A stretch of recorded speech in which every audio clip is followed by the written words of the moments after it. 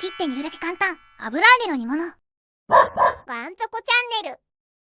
まずは茹でたお湯に油揚げを入れて余分な油を抜いていきます。茹でている間に煮汁を作っていきます。